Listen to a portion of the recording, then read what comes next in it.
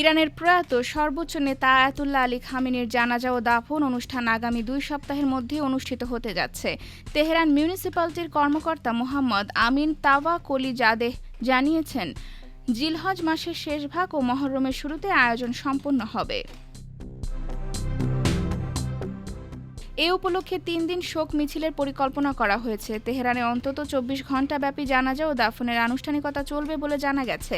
আয়োজকদের ধারণা, রাজধানীতে 1.5 থেকে 2 কোটিরও বেশি মানুষের সমাগম হতে পারে। তেহরানের পাশাপাশি কোম ও মাশহাদেও জানাজার আয়োজন করা হবে।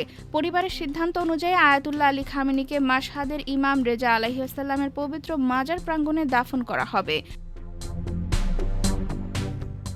ইরানি কর্মকর্তাদের দাবি, পাকিস্তান, আফগানিস্তান, ভারত, বাংলাদেশ ও কাশ্মীর সহ বিভিন্ন অঞ্চল থেকে বিপুল সংখ্যক ধর্মীয় ব্যক্তিত্ব, কর্মকর্তা ও সাধারণ মানুষ অনুষ্ঠানে অংশ নিতে পারেন।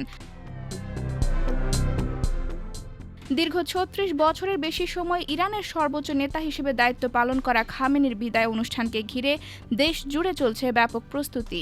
ইরানের কর্মকর্তারা বলছেন, এটি শুধু একটি জানাজা নয়, বরং ইসলামী বিশ্বের অন্যতম বৃহৎ শোক সমাবেশে পরিণত হতে পারে। IBTV USA, new York.